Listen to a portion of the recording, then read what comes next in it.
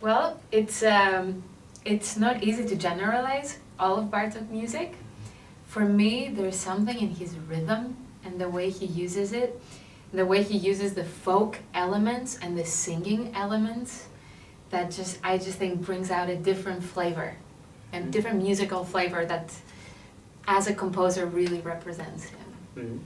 I find very charming in his music the way he uses the materials he's gathered.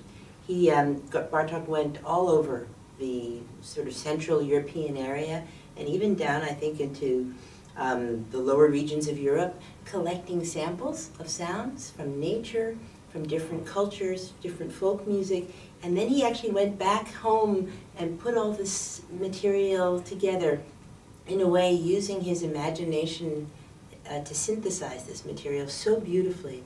And his themes are like no one else's. They're full of beauty and charm.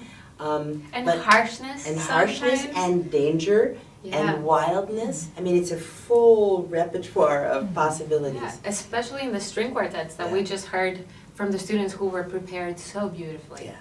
And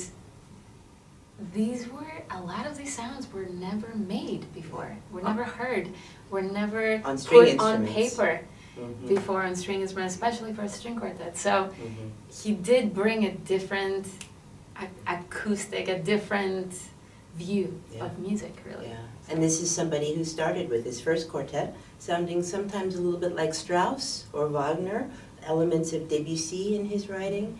You know, he made a tremendous development through his 6 quartets. Yeah, that's an essential question, isn't it? Well, let's see. The list is long. I think they should look for his imagination. They should imagine the printed score as merely an attempt to capture the richness of the possibilities. Bartók gives a lot of instructions, but he can't say everything. And so I think as performers, we're constantly looking for our interpretation. We're looking, what does the composer mean by this? Asking why. Areta mentioned that in the class, that we often ask why. Why is this here? It's tremendously helpful to approach this music asking that question constantly. And I would say the first level of preparation of looking at it, I think he builds this music so brilliantly, compositionally. Some of the quartets are broad, some of the quartets are so condensed with so much information. And so that's the first step, sort of, to realize how it's written. And then to bring the elements of whatever you think that sounds like.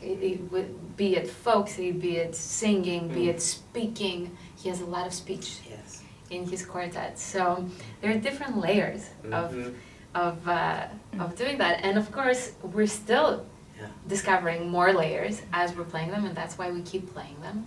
Because every time you can just add another... More depth. Exactly, another thing to it. Yeah.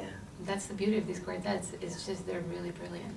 I think for students, one danger is to be rhythmically preoccupied because the music is so driving and so rhythmical. And it's tough to put together. It's tough to put together. That first step is huge. Yeah. And they did so beautifully here. They got that first step down. But then to find the expression in those rhythmic motifs. And it's not easy. It's not as easy as, you know, in a Beethoven phrase, in a Mozart phrase. The phrase itself tells you what it wants. And in the Bartók quartets, you really have to look for it. But that makes all the difference. They were wonderful. Each group, first of all, the instrumentalists, the individual playing is at a tremendously high level. There was technical command, and with that comes the flexibility to try our ideas. We wouldn't be able to coach with imagination if they weren't able to give themselves. And so they were very open.